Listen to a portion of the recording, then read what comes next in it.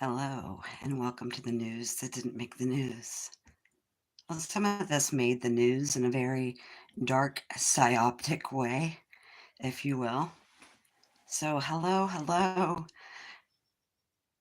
Not very many videos have come for me recently. Some of you know the reasons why, and some of you don't.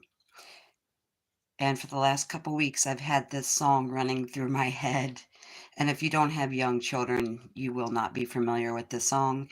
But it goes, "Where in the world is Carmen Sandiego?" And they gave you all these hints, and you had to try to figure out where Carmen Sandiego was. In case anybody was wondering where I am, because I myself, for many days in the last couple weeks, have been wondering myself, where am I?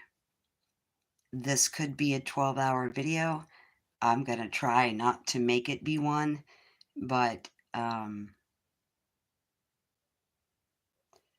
the intensity of the last 3 weeks. And for foreshadowing, I made a video, I think 3 or 4 weeks ago, called "The Intensity of Leaving It All Behind." And I think some of you may have seen that video. So in this video, hello, Dawn. How's it going? Did talk to Dawn a couple times, so she knows a little bit of this. Yeah, rock solid is a great word for it. Even though I know that's your word or that's your phrase. So welcome and thank you for joining me. Let me tell you about the crazy that has been my life for the last few weeks, okay? So I want to start this video by saying, and hopefully this is working and hopefully you guys are getting notified. I left my heart in San Francisco. I'm just kidding. My heart's not in San Francisco. However, my camera stand and camera light, my my O-ring is in Florida. So I have this kind of rigged up on my card box to keep the phone from falling over, and I have no light, and I'm in the fifth geographical location in 3 weeks. I'm finally starting to calm down. I don't know about you, and everyone was messaging me about this eclipse energy, and I'm like, to me, there's been so much going on for me over the past couple weeks, been absolutely amazing. Okay, so here was my thought as I was driving from St. Augustine, Florida, back to Alabama. I could relay my experience and what I have done and what I was doing to you, to my friends, to my family. I could make a video about it, or I could go to a psychiatrist and have a conversation and probably be put on disability for the rest of my life. Now, that wouldn't be the honorable thing to me to do for myself or to any of you. That would be a great disservice. But I did think about it as I was driving those hundreds and hundreds of miles. Hello, Mary. So I'm driving from St. Augustine, Florida, back up to Alabama, thinking I could tell you guys the story of what I've just done and what I've just gone through, or I could go to a psychiatrist and get on disability. Which was it going to be? Okay, because even I knew my own family, probably my friends, was going to think I was absolutely insane if I told them what I was about to tell you. I want to preface this by saying none of this is coming from the standpoint of ego. It's coming from the standpoint that when your higher self becomes very active in your life, you have a choice, right? And I know that all of you make the choice to listen to higher self. But I will tell you firsthand that not everybody makes the decision to use that intuition to take action to overcome external obstacles in reality. Now, I will not pretend that I was doing something because I knew what I was doing. Both times I have been prompted to make these crazy trips up and down the grid. I barely had enough money in the bank to do anything. And that was supported by the couple of readings and the couple of clearings I did to make gas money to do this. So my thought driving again from Florida to Alabama was, should I tell this story to you? Should I share this? Or should I go see a psychiatrist and just get on disability? And at least did give me a good laugh. And so when I say to you, this is not coming from an egotistical standpoint of view, I honestly mean that it's not. But I'm saying, even though we are all greatly listening to our higher self and our, streams of consciousness and different streams of guidance, it is sometimes extremely hard to act on that. Now, I had wondered for months and months and months why I could not find a place to live in Cincinnati. Sorry, my hair has turned into an almost afro today, and I can't seem to keep it out of my eyebrows. So, anyway, I had been looking for an apartment for 5 months, and I couldn't find anywhere to live in Cincinnati. So why would I pack? Why would I get organized? Why would I start selling? Why would I start donating if I didn't have actually anywhere to go? Okay. And I have been told, I had been guided to move for 5 months. Okay. And we'll make the connection from 2017 to the 2024 eclipse because they were so tied together. I don't want to be David Wilcockian and make this a 12-hour video. So I'm going to try to highlight this the best I can. I will also preface this in saying that I was writing this transcript because I had moved so many times I wasn't even actually sure. So unlike me, I'm very militant about my stuff and being organized. I had no idea where my notebook was, where I make notes for these shows that I'm delivering to you. Okay, so when I got back to Alabama, I had started to write down the notes of all the shit that I hit my realization screen the last night that I was in St. Augustine. However, now that I am back in Cincinnati and staying with my friend who has a 5.5-month-old puppy, the puppy literally ate my homework. And it made me wonder if those people in school were not making up the fact that the dog ate the homework, okay? Because it's a viable excuse, I'm here to tell you. But the puppy was just so sweet, and I've been wanting a dog for years and years and years, and I just couldn't be mad. So I had this thick piece of junk mail, and both sides of it had my notes about this show I'm making right now. And the dog ate both outer sides and left me with the inside 3 pages of the junk mail. So I started over, and hopefully I don't forget anything. I know people don't want to watch a 12-hour video, so I'm going to try to condense this down. Yes, Cindy, I finally feel like super relaxed for the first time in a long time. So my thought was, do I make this video? Do I honor myself and my higher stream of consciousness guidance, or just do I go talk to a psychiatrist and do I go that route? So that gave me a really good laugh. And I don't really even have anywhere to put my notebook. I'm going to have to look at that occasionally. So the thing is that in saying this to you and saying this to my friends or to my family, the trip to most people would seem like a woman who had gone mad, a woman who had absolutely lost her mind. Do people around me think I'm crazy? Do people around you think you're crazy? Are you trusting your intuition and sharing what you're being guided to share? Or are you holding back from people around you and not following your true guidance? Okay, so again, this does not come from an egotistical standpoint, but I will ask you, how many people are a powerhouse energetically enough that they've become a node on the grid, the whole first wave, are nodes on the grid. Okay, so it's just not about the Earth grid, the 5D crystalline grid, and the solar grid anymore. We have become nodes in these grids. Okay, so and what that means is we very strategically move around, making our magic in the earth plane, and our inner compass is guided by those streams of higher consciousness that come into us. Okay, and those come from our higher self in lots of other places. But how many people are powerful enough to do this? Well, I don't know. Could be thousands, could be millions. But the better question to ask yourself is, am I doing what I'm being guided to do? Because I knew there was something else higher going on when I'd spent 5 months looking for an apartment and I couldn't find anywhere to live.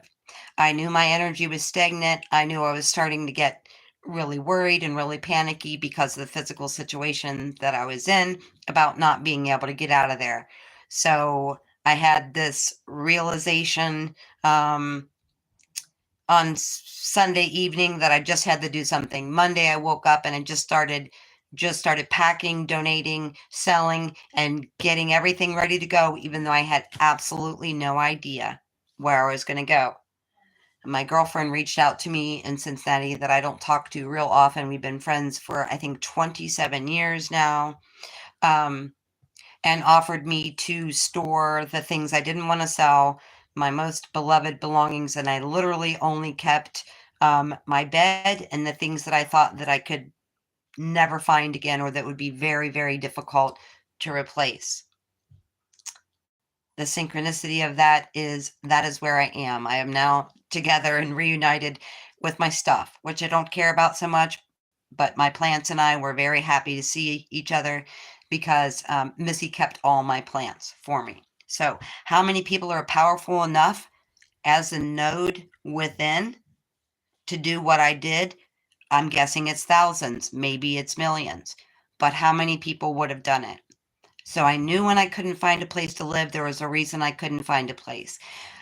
On Monday, as soon as I started packing, organizing, selling, somebody in Alabama, my friend, reached out to me and asked me if I wanted to come back down there. I instantly said yes, finished what I was doing, got all my stuff together, worked like a mad lady for 13 days straight, and then stayed at my dad's house for 2 nights to rest up and eat good snacks, basically. Then I headed out. The reason that I have to do this, and to anyone who does not have a direct connection with the Akashic Record or higher self or any of that, a lot of times people will talk about, well, how did you know this? Or how did you know that? Or how did you know to do this? I didn't. I couldn't make a place happen to live. I finally decided to clear my own stagnant energy because I'd been told to move for 5 months. As soon as I started doing that, Shannon reached out to me and offered me a place to live in Alabama. Okay, so how many people are powerful enough to do it? I have no clue. But this final grid clearing was in preparation for the planetary timeline shift. I really hope I don't forget anything because the dog quite literally ate my homework. But how can you be so mad? It's such an awesome and cute little puppy. You just can't. Okay? So, thank you to all the people that hosted me from Ohio to Alabama to St. Augustine. And then I was actually invited to go as well to Florence. And Sheena was nice enough to look because I thought, what am I doing? What is my trajectory? And it literally looks like a snake down the East Coast. Now let me connect the dots from 2017 to 2024. It's really difficult for me or for anyone. And to anyone that thinks that my higher guidance said, okay, you're going to clear the grid for this final timeline shift. You're going to do it before the eclipse. You're going to make the connection to 2017 to 2024. None of that was the case.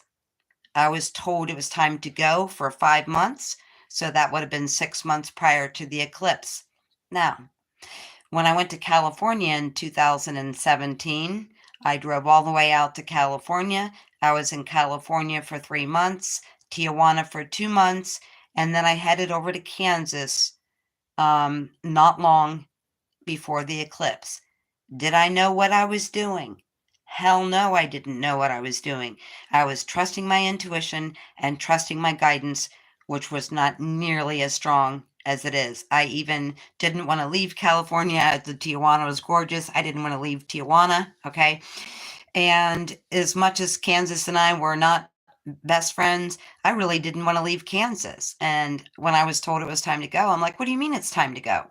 Okay, so the difference between now and then is back then in 2017, I was back in Ohio for over a year before I had any idea what I did. Okay, so I get to California. It's gorgeous.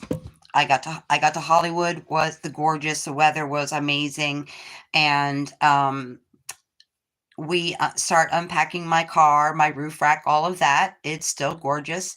And then it rained for 28 days. Now, I wasn't making the connection, but my friend Decembria had taken me to an ashram because it's a beautiful nature preserve. And I jokingly said to the lady in the gift store, this is supposed to be the land of the eternal sunshine, and it's rained for 28 days since I've been here. And she said, thank you.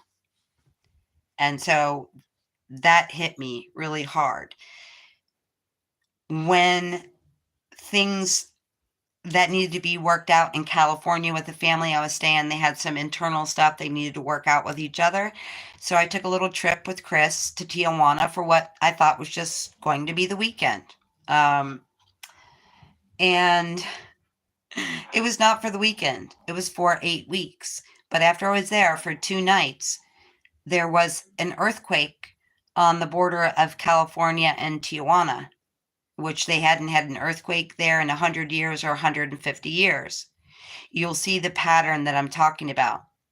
When I got to Kansas, the weather was so extreme, we actually checked into a hotel. 80-foot trees were falling all around us. There was no power. It was raining in the house, right? And then I went from there, from Kansas, straight down to New Orleans to visit my friend Chris that I'd stayed with in Tijuana just for a couple of days.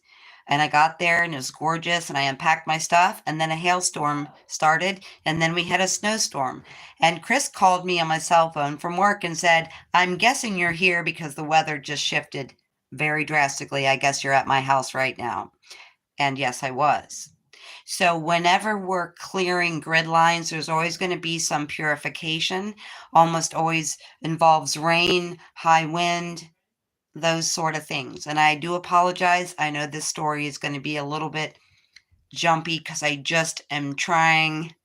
Hello, Janavi. I'm trying my best not to make this a 12-hour video. Okay, so when I went to California, did I know what I was doing? No, I didn't, because at that time I was not being led by my higher self in 2017. I was being led by guides, and guides like to sugarcoat things and make things sound very fanciful and very candy-coated to get you to do what's in the best, highest outcome, not only for yourself, but for the planetary grid if you're a grid worker as well. And the majority of you are. Okay, so did I know what I was doing? No. I knew I was a grid worker for many, many years, but I did not know what I was doing when I went to California. And because I had that, what I like to call sugar-coated, let me get you to do what we feel is best for you and best for the planetary healing, there was no information other than go here, go here, go here, go here. Okay, and I just listen. That's why I said this is not coming from an egotistical standpoint of view. When I ask how many people, how many nodes, we are now nodes being maneuvered around by a higher cosmic influential energy that is working for the planetary clearing, healing timeline shift. This is the biggest timeline shift we're ever going to see. And we're also going to talk about here the manipulation, why all the dark psyops and stuff regarding the eclipse. Okay. So there's so much that goes into this. Again, I did not know. You would think I would know because when I went to California, it was North Hollywood, San Diego, Tijuana. Okay. There I go down the West Coast just months before the eclipse. Now, keep in mind that I was told this time around the same time to leave. So it would have been 5 months before the eclipse. But I didn't listen. I kept saying, you tell me where I'm going to go. You tell me how I'm going to do this before I just decide to do this. And then the answer was, no, just do it, right? So the question is, how many people, I mean, maybe some of you guys did this, and not everybody has to travel to do this either. But I'm just saying, how many people would go on guidance with a whim and a whatever, with $500 in your bank account, no idea where you're going to go, no idea where you're going to live, no idea what you're going to do, because all I did was trust the process. And yes, there were nerve-wracking moments for me, and there were nerve-wracking moments for the people that I stayed with. Okay, this was not, unicorns and butterflies, as I like to say, the whole trip down there. Okay, all I knew and all my guidance was telling me was to go to this place, meet this person, or do this thing. Basically, it was all geographical. That's why I said, where in the world is Carmen San Diego? If you have kids, you might know that one. Okay, so it was like Carmen San Diego, where all I had was clues and self-trust and self-honor and self-respect, in the knowledge that I absolutely had to move over external obstacles by using my higher self to do this. Now, I also want to tell you that I left Ohio. Let's see, I left my apartment on March 19th. I stayed at my dad's. So I headed to Alabama on March 21st. I was March 21st until April Fool's Day, ironically. And then on April 1st, I got in the car and drove to St. Augustine, Florida. And I was there until the 5th of April when I woke up really late because I finally was feeling like I was getting caught up on sleep. And on the 5th of April, I was told it's time to go. And I'm like, where am I going now? Throw me a bone, please. You're killing me over here. So, I don't know what you've done, and we are all doing this together. We're absolutely working this together. We are merging our superpowers together as we have, as physical bodies, become nodal points. And I can't read your comments. I will get very distracted and have a lot that I know is going to come out here, but I will go back and rewatch this and I will read all of your comments for sure. So, the California road trip in 2017, 6 months prior to the eclipse. This one was supposed to be 6 months prior to the eclipse, but I sat on my butt because I wasn't sure what I was supposed to be doing and I wasn't sure where I was supposed to be going. So I did eventually listen, but I also found it ironic that in this time of going in and out of time zones and in and out of people's houses, and in and out of different bands and creating different weather bands, and moving grid points around, I couldn't even keep track of what time it was or what day it was or anything. Okay, so I head down to St. Augustine on April 1st, and on April 5th, I head back to Alabama. When I got to Alabama, man, I was out of it. There was like 8 wrecks on the outskirts of the Atlanta freeway. And so I sat there for so long that I was actually rubbing my butt cheek in the car, standing up as much as I could while still having my seatbelt on because I thought I was never going to make it back to Alabama. And then I asked Shannon if I could just stay one night in Alabama. And she's like, you're not going to drive during the eclipse, are you? And I'm like, oh, yeah, the eclipse. Okay. So this was the final purification of the nodal points of the grid. And when I say final purification, and I tell you that you are a node. So when you and I move around, we move the grid around. There is a grid, but we are also at the point, we have been for a couple years, that the people watching this video, you are a human nodal point or a human grid point in a physical body. Okay, for lack of any other way for me to try to explain that to you. Yeah. So much amazing stuff going on here. Okay, so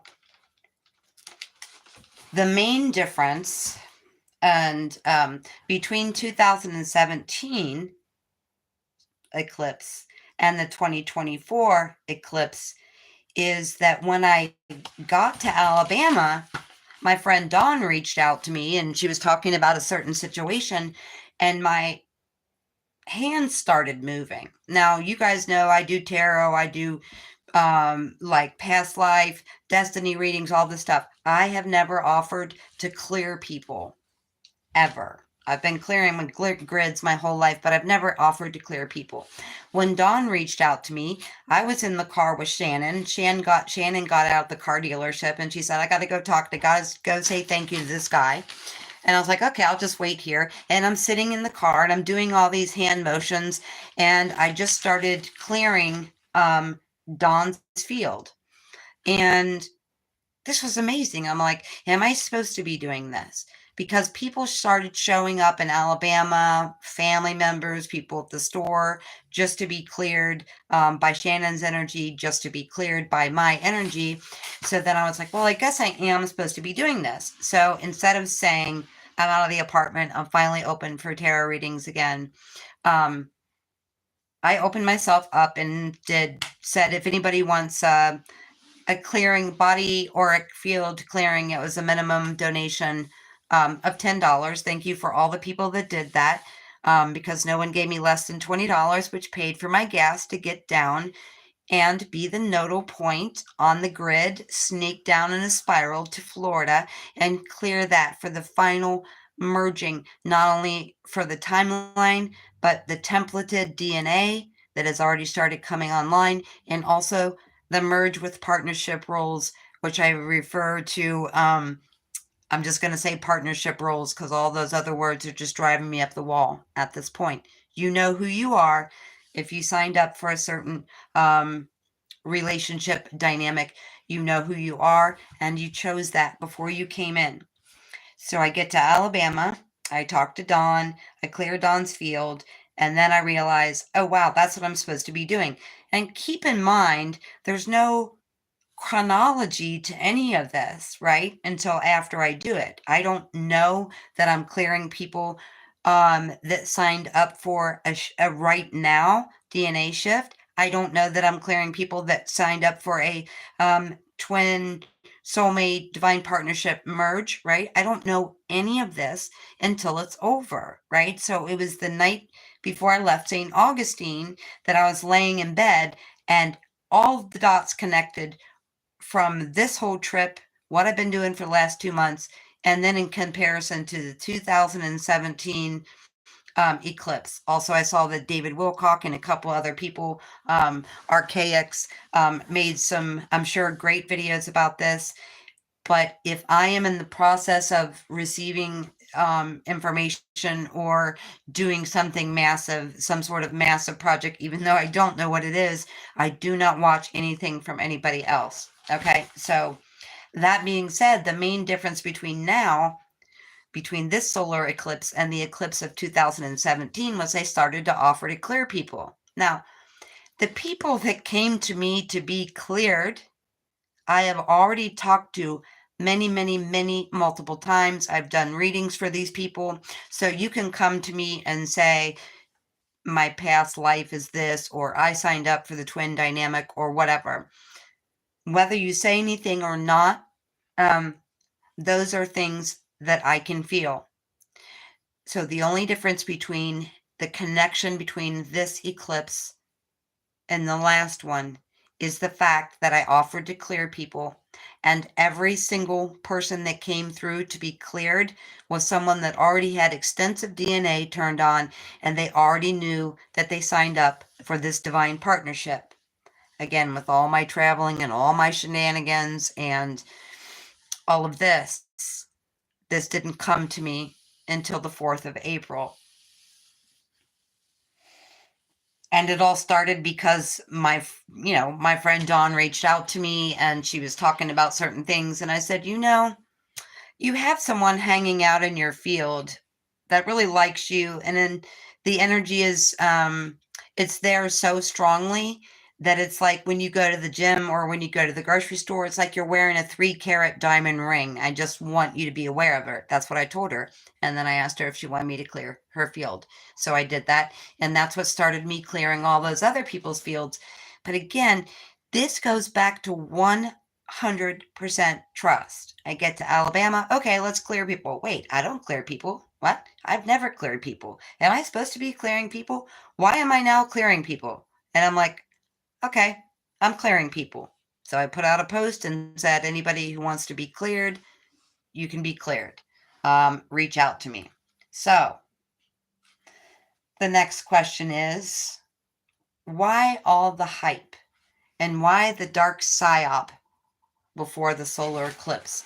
And they were targeting people of every age with everything, because my friend's kids said their feed was full of things also, but it wasn't what was in the feed of our age group. It was the younger age group. One of the main things they were getting is that after this eclipse, you would be able to see if someone was possessed by a demon or had dark entities or whatever. And I was like, oh God, welcome to the 4th dimension, right? We've already hit that bridge. So why all the dark talk? Why all the dark chatter? Why all the fear porn? Why all this dark psyop for months leading up to the eclipse? Okay. Maybe this is something that some of you know. Maybe this is something that all of you know. But I actually had no idea. So when I asked, why all the dark information? Why this dark psyop? I mean, they were earthquakes, tidal waves, possessed people. I mean, you name it, A to Z, they pretty much ran through it. Okay, and this was what I heard when I asked that question. And this a little bit blew my mind. And again, maybe you already know this, but on a solar eclipse. Now, speaking of psyops, let me digress for a second. Nothing on this planet is natural. Was it created? Yes. Is there a creator? Yes. Is there a source, God, whatever you want to call it, that we connect to? Absolutely. Okay. But this is a man-made construct matrix. Okay. This whole thing, it has organic components. It has overrides of inorganic components. There are many, many facets to this. Okay, the sun and moon were designed, the size, the shape, the space that they were, the distance apart, so that we could have solar eclipses. Okay, now think about this for a second, because this a little bit blew my mind that we are constructed this way. Because we can look at nature, and nature is so awe-inspiring that it's easy for us to believe that the awe-inspiring beauty of nature is natural. It's organic, and I'm here to tell you that it's not. These eclipses, these solar and lunar eclipses, are part of the design for planet Earth and maybe many other planets as well. Now, here's the deal. If we have a solar eclipse, what that solar eclipse does is it pulls all the negativity within the body, within the grid, within the planet. Now, it's not going to pull it if it's not willing to let go, hence me offering to people to clear their auric fields. Every time we perform a service on our body, on the grid, it performs that same service for the world. So Every time we have a solar eclipse, what that means is that reset, that darkness for a minute, when that opens back up, that becomes a portal. Okay, so when the sun and the moon are completely blocked from view by each other, it creates a vacuum and sucks all the negativity that you've let go, that you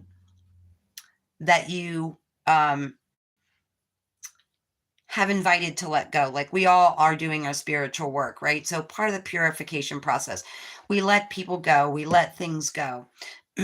We let people, places, and situations go, right? When we want to heal, when we want to clear our field, when we want to release things at a cellular level, when we want to repair ourselves at a cellular level, we let it go. And this is amazing because for a minute I was going down some rabbit holes that I won't bring up. The sun and the moon are the distance and the size to completely cover each other, because when that solar eclipse happens, it pulls everything that has been released and floating around in your body or your auric field or the Earth's auric field or the Earth's ley lines. It just gets portaled out. Okay, so when those two overlap, when there becomes that moment of totality, that moment of darkness, and those two overlap, that pulls all the negativity off the planet. Okay, so even just saying that really kind of blew my mind. Like I said, maybe you guys know that. But that makes so much sense because, before I even offered to do any clearing, any auric field or body clearing for anybody, I knew there was a reason, and I didn't even try to figure it out, because will we do things when we are guided and prompted and trusted to do things, knowing that we won't have the clarity or the answers until later? Okay, so they were pumping as much fear on the planet and as much fear into the human body, okay, and the body, mind, spirit connection. They were pumping as much bad, evil, scary, psyop information that they could, so that when that solar portal opened, yes, it's still going to pull it from the body and from the grids and the Earth's auric field, but there would have been so much amped up fear because of all the stuff they've been propagating for months and months and months, right? So that was the whole reason they did it. It's the whole reason they do it on any kind of cosmic alignments that's of great importance to the Earth population.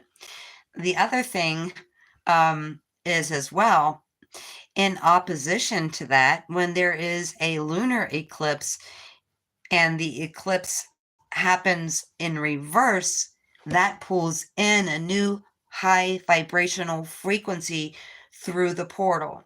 So what I'm telling you is, whether it's a solar eclipse or whether it's a lunar eclipse, when those two block each other out, there becomes a portal.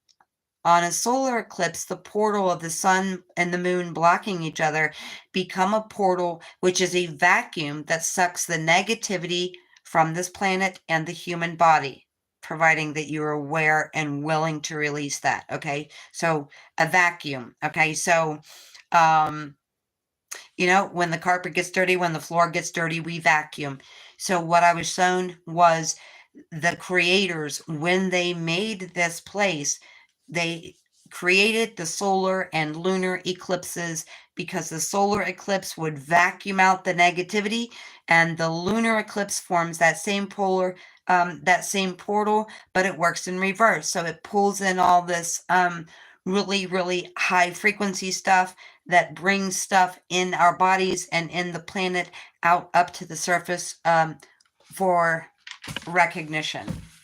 Okay, so I thought that was pretty amazing, and it makes total sense why every time there's something really important going on this planet, especially just within the last 2 years, I've never seen it as bad as it has been in the last couple years. So anyway, If you're new to my channel, and I see that there's a couple new people here, one, I don't read the comments while I'm doing videos, and there's nothing that you can say to me that's going to bother me, hurt me, or offend my feelings. There are millions of people on the internet talking about sexuality and gender, and I'm not one of those. And so, yeah, that's all I'm going to say to that. And I don't respond to that kind of stuff anyway. That's a totally ridiculous question. Okay, so moving on here. So all the dark hype around all of these things is because they know, even if we don't fully know, the magical significance of these particular alignments or the things that are going on. There is ancient knowledge that many people on this planet have, and they do things around those events to create fear, and mostly on those solar and lunar eclipses. They really want to really charge and get things amped up there. Okay. And yeah, since the dog ate my homework, I really, really, really hope I'm not forgetting anything. Okay. So a lot of this, really dark energy on the planet from all the things that we already know that happen, from our government to things that happen underground, to experimenting with us on our health, all these things were coming out. Okay. So also when we have solar and lunar eclipses, this is bringing things to the surface. A lot of things are going to be brought to the surface.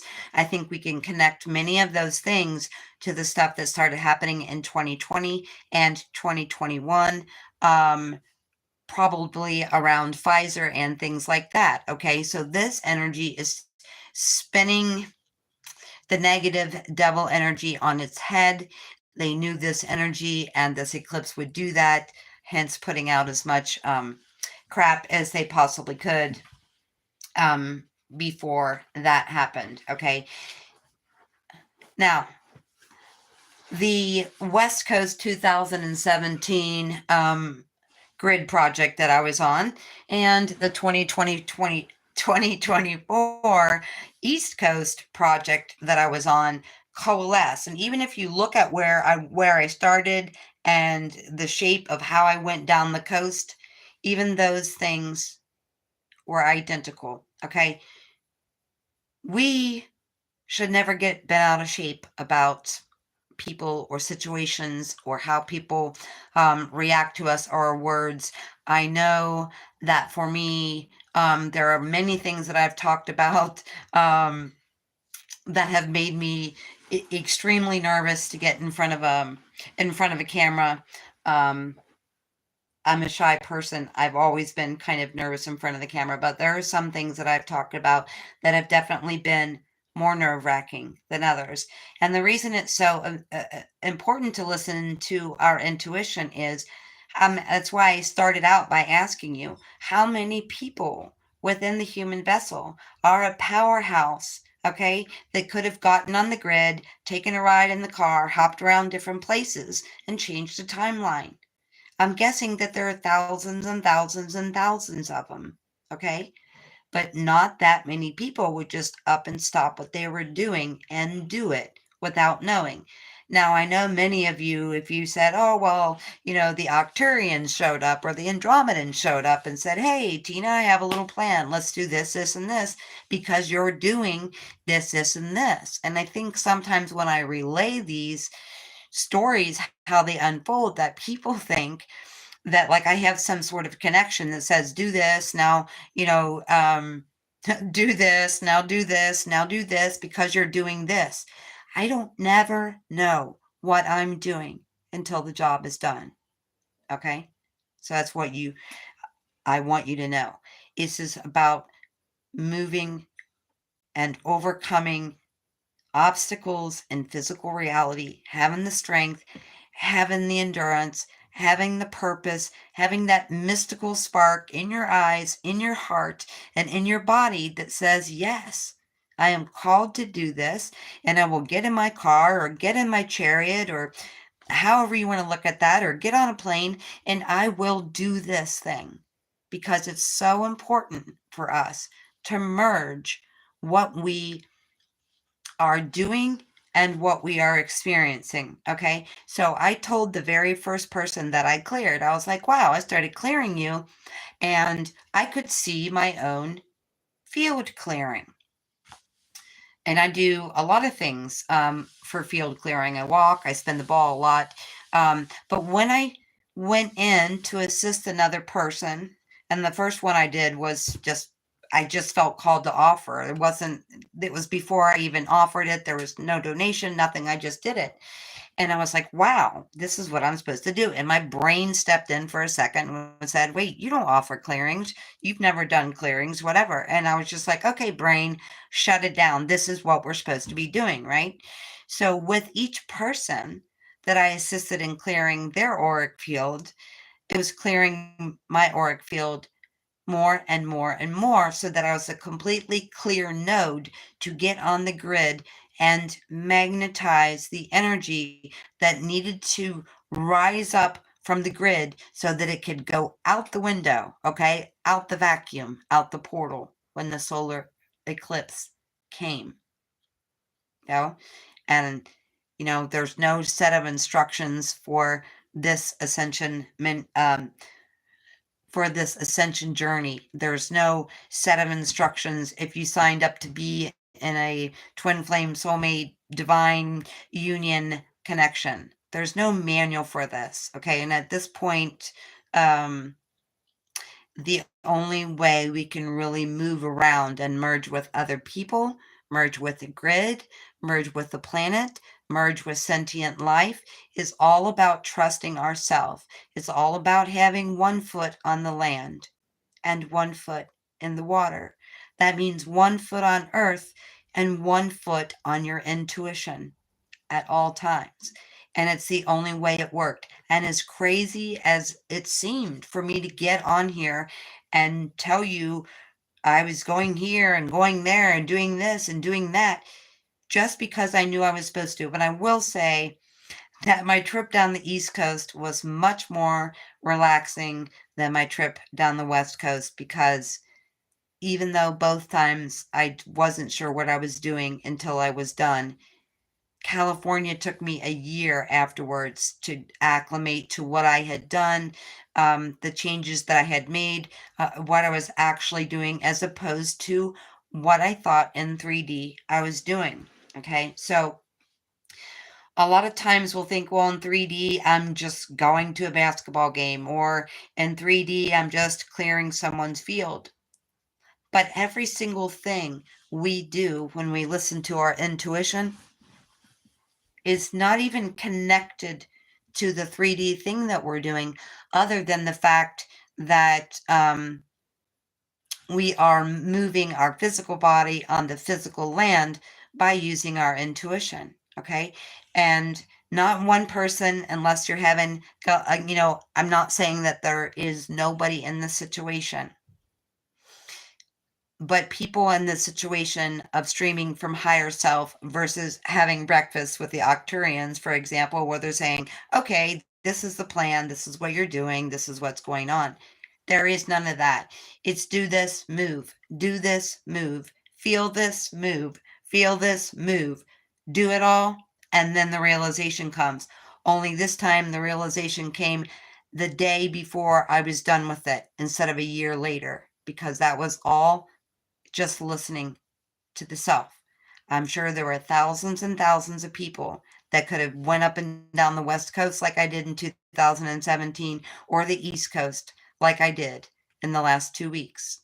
But the thing is, how many people were in a place where they could drop everything and that they would listen to guidance that was so loosely stated? Okay. I knew I was doing something.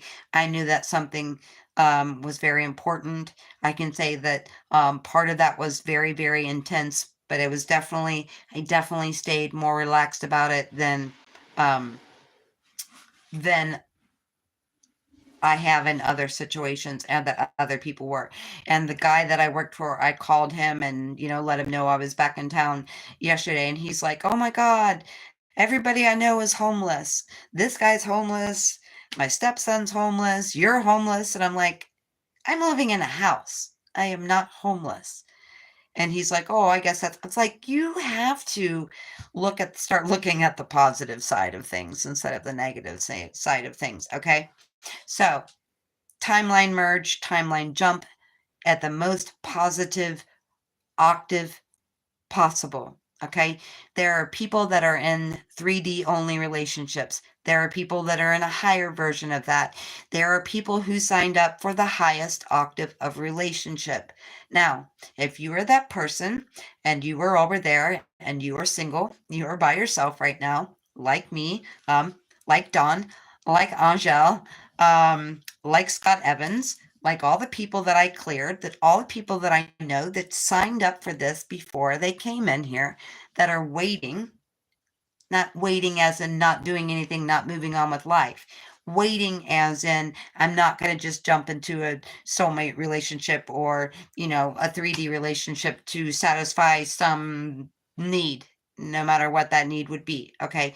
There's a higher octave for this planet. And that higher octave talks about the grids. It talks about the way we treat each other, the way we farm, the way we take care of and interact with sentient life, and the kind of relationships we choose. Now, there is no person in my immediate field, right? That is that person. That person is not here right now. So it doesn't mean playing around, looking around, hanging out, walking around, looking for people in bars and grocery stores or whatever. You know who you are. If you signed up for that, you won't have it. There's not anything else other than that highest octave of love that will ever work for you, that will ever do it for you. Okay. And you know that. And the reason I'm mentioning this, as much as I hate all those labels and stuff, is because this particular clearing of the field, what I learned the last night of this, was directly in connection or connotation or octavation, not activation, but octavation. Okay. The final clearing of the body's auric field, the Earth's ley lines, and the Earth's auric field was in octavation so that we were in resonance of love, harmony, and bliss with the Earth, with our creations here, with each other, and within these divine partnerships that are created. And this timeline jump that I was working on was in relationship to the higher octave blueprint of our DNA and the highest octave blueprint, the tongue twister, of the relationship template. Okay. So whoever I cleared, I don't expect you to be single for very long. I don't expect myself to be single for very long either. You know who you are. And on that note, I have one thing left that I want to say. And the synchronicity or the irony, you can look at it both ways because we're still in a 3D body and it's still a polarized existence, right? But I had to laugh that where I started was almost where I came back at the very end, because sometimes I think about things and it's like, okay, that thing doesn't seem like such a big deal.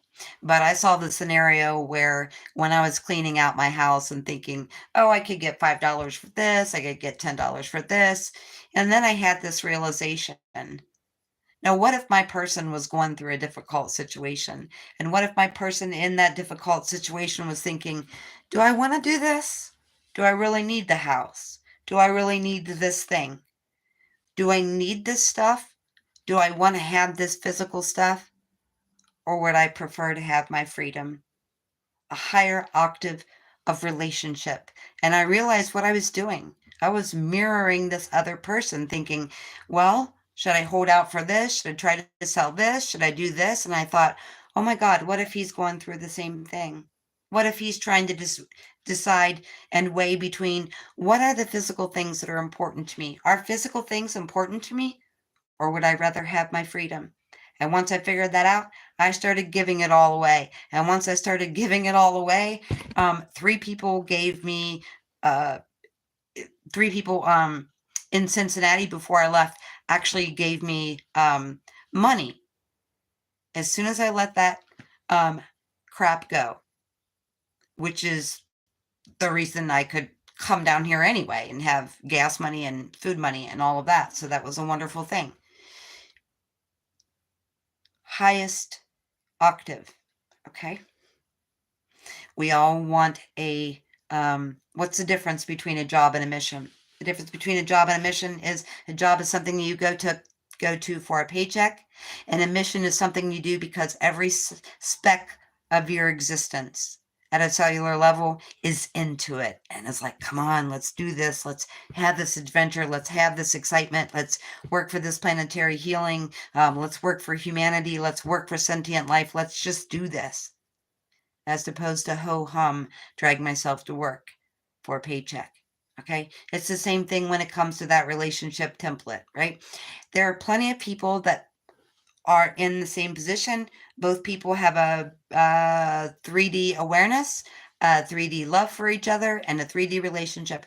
And there's nothing wrong with it. I'm not saying there is, but I'm saying you know full well you came in for a higher octave of love, and you know that it's there. And the most important thing that I want to tell you about this timeline shift, about what I did dragging my butt all up and down the coast at eclipses, the two major eclipses, 17 and now, that are connected to each other, is that was done for this merge.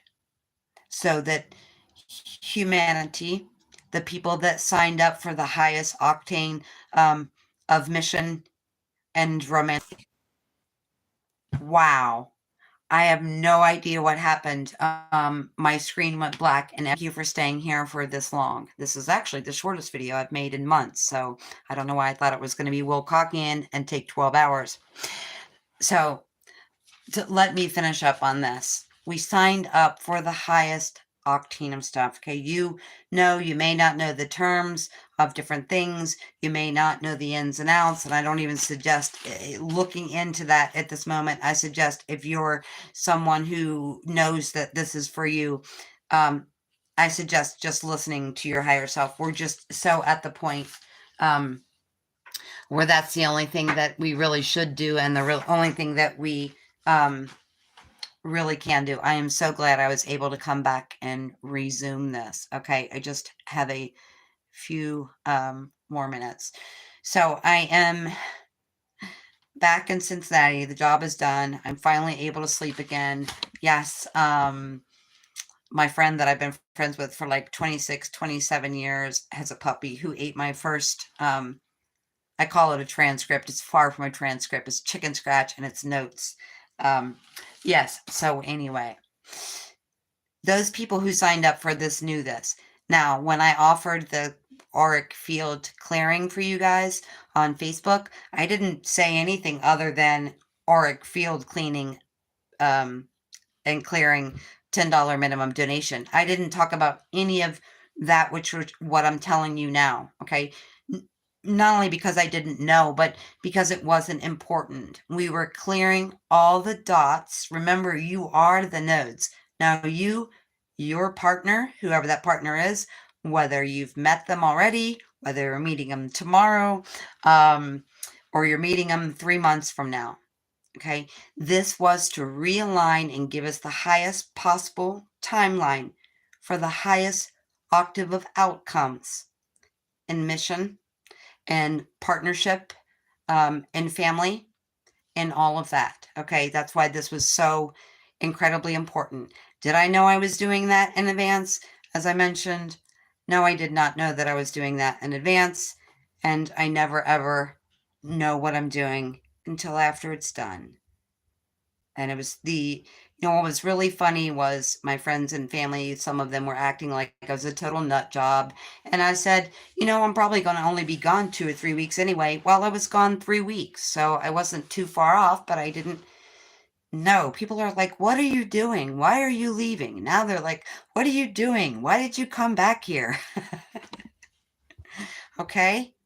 I could share this story and make this video with you, or I could check myself into a loony bin, okay? The difference is if I check myself into a loony bin, I suppose that puts me on disability, where I have a check for the rest of my life, whereas right now I'm just doing this for completely free. But I couldn't dishonor myself. But thinking about that, the difference in polarity between serving the community, the healing of the planet, whatever, being in alignment with the intuition enough to do that, enough to take on that job and take on that responsibility and do it with no answers, it's amazing. Okay, it's exhilarating. There are things that are nerve-wracking about it. Driving in a car for 10 hours a day is very nerve-wracking and very butt-numbing as well. I might add to that. Okay, so this clearing that I'm talking about in this whole video, the specific purpose of that was the merge, the masculine feminine merge, divine partnership merge, grid merge, earth and cosmic grid merge. All of these merges, okay, the organic and inorganic matrices, if you will, okay? We're still in 3D, no matter how vibe you are, how high vibe you are, or what dimension you're floating around in, okay? We are still in 3D, so we still have the masculine and the feminine and the dark and the light and the yin and the yang and the cosmic and the earthly. This is all about us merging the highest octave of all of those things, the highest octave of work or mission, the highest octave of family, the highest octave of partnership, okay? And it's all about that. Now, I know the energy has been crazy, and I know a lot of people have been struggling with the eclipse energy prior to the eclipse, during the eclipse, and after the eclipse. Shannon and I were silly. We were walking around going, whoa, and just laughing for a couple of days because basically all we could do is laugh and snack and laugh and snack and laugh and snack. That was it. I mean, it was a very, very interesting energy, okay? And the last thing I want to say, and the irony of this, because this came through to me in relationship to, like the John Mayer song says, say what you need to say, say what you need to say. He says that 20 million times, say what you need to say. Okay, John, we're listening. Say what you need to say. And it's ironic that this was the last thing I wrote down on the piece of paper is we need to say what we need to say. Because remember that I started this by saying I could make this into a video or I could go see a psychiatrist, right? In polarity, this could go either way. Okay? So, when there are words that need to be said, when we need to say something, whether it's me needing to get up here and share with you what I just did and what I just experienced, whether it's you needing to talk to the neighbor, okay? Whether it's you, whatever you need to say for whoever, to whomever, sorry, I can talk, you need to say, okay? So when there are words that need to be said, we go to our brain and we wonder, how are the words that I say, that I speak, that I write, that I sing, how will those words be taken by the receiver of those words, that poetry, those songs? How will my feelings, how will what I need to say be received by the person that I'm saying it to? Okay? So I can, you can, we can all rehearse the words over and over and over again, trying to figure out how somebody's going to respond to it. Should I say it like this? Should I say it like this? Am I thinking about it too much? Is it too analytical? Is it too romantic and not analytical enough? We could drive ourselves freaking crazy. And the only time that's ever a good thing is if you're really upset with somebody and you're trying to figure out how you can say something as nicely as possible. And that's not what I'm referring to here. I think you all know what I'm referring to. When there is something that you need to say to someone else, you can think about it and think about it and think about it. It's like beating a dead horse. How is it going to be received? Is that person going to understand? Is it going to come off too over the top, too emotional, too analytical, too much, not enough, blah, blah, blah, blah, blah. And oh my gosh, when I was driving down to Florida, I heard a friend of mine was thinking about, I'm not sure the form of communication, but I think it was a phone call. So my friend was thinking about calling me, and he was thinking, what would I say if she didn't answer the phone? So I heard the first initial, hey, Tina, hope you're doing well. And then it changed, and then it started all over. Hey, Tina, hope you're doing well. And it went scenario after scenario after scenario until finally he said something that was, I was like, what? I was like a real buzzword to my ears, right? And then he says to himself, I can't leave that on a voicemail. And I started laughing, and I said, listen, buddy, whatever you have to say, just say it. You don't have to go through all that scenario. It's not a job interview. It's not litigation, right? But anyway, I said, you know what? You just say what you feel in your heart. Just say whatever words come to your mind. Whatever you say is going to be absolutely fine. Please don't drive yourself crazy, because I could, and I don't do this with everybody, you guys, but I could literally hear him trying to decide, what to leave on the voicemail. And the many and listen to him change his words 29 different times before I finally said, you know what? How about you just say how you feel, and it doesn't matter. However you feel, whatever you want to say, it's going to be perfect. Don't worry about it anymore, because pretty soon there might be steam coming out of your ears. Don't overthink it, right? Don't be over analytical. And I thought, well, how precious. I started this by saying, I could tell you this grid work. I could tell you my experience of the last 3 weeks, or I could go to a psychiatrist, right? And now I'm telling you at the end, when there's something that we need to say, whether it's me saying it to you or you saying it to someone else or someone else coming in to say something to you, the important thing is that we say how we feel, okay? That our heart always knows what to say, right? Sometimes the mouth fumbles, as you can clearly see in my videos. And I think last 2 nights were the first time that I actually got a full night's sleep, and I went to sleep, that I stayed asleep. It was miraculous. It was miraculous and amazing. I can say that. Okay. So just like I had to write down notes here and there, but I don't have a transcript for this, right? This is not rehearsed. And the reason this is not rehearsed is because even though it's coming out my mouth, it's coming from the heart of my experience, okay? And when we're talking to other people, whether it's making a video or writing a blog or talking to your loved ones, it doesn't have to be perfect, okay? You don't have to make up for lost time or anything like that, okay?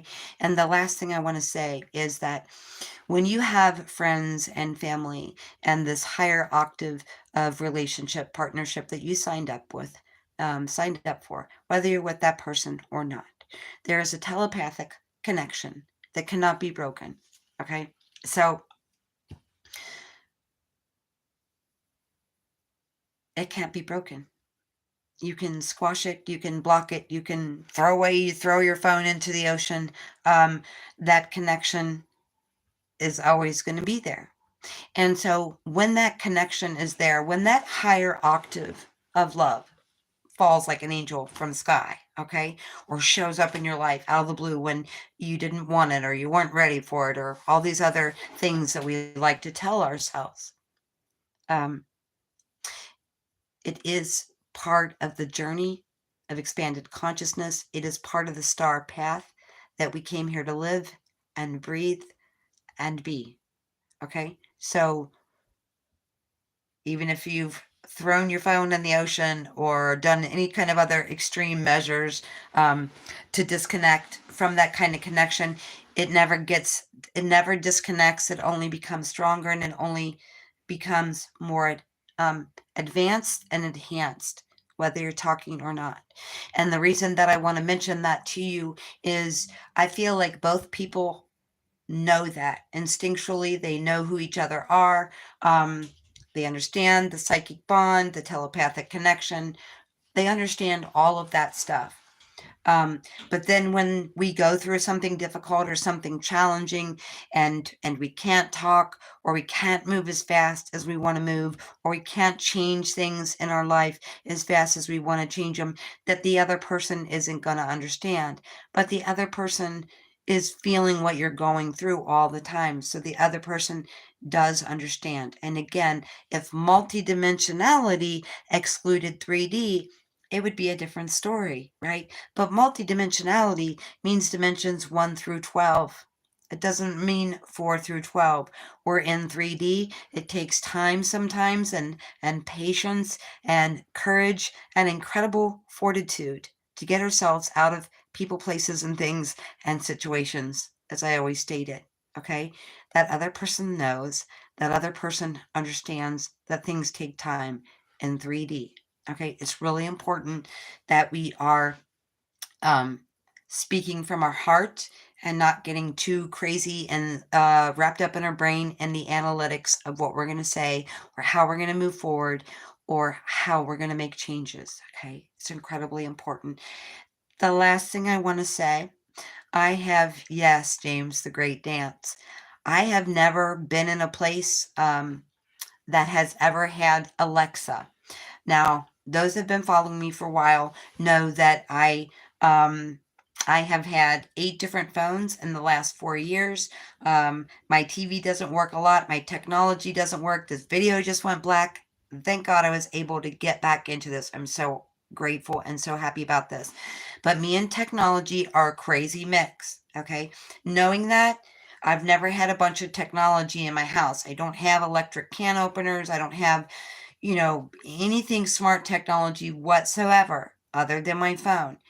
When I was at someone's house that had everything kind of in the house was, I think, connected to Alexa, it was a problem. It's a problem for the nervous system, okay? And when you throw a real high frequency in there, okay, whether that's you or someone visiting you or whatever, you've got a real low frequency. Alexa is a very, very low frequency, high. I'm not tech savvy. All I'm telling you is I think, or I would have thought, that most people know the dangers of having that kind of stuff in your house, not only just for your privacy reasons, but also for nervous system reasons. Okay. And one of the reasons that I'm mentioning that to you is, and I probably would have never noticed this, but I was going back into my phone and I was looking, I was going back in my phone and I was looking for a phone number that I had used a couple weeks ago.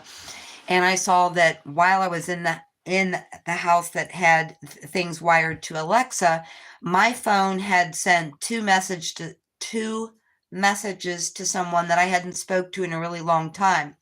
And it was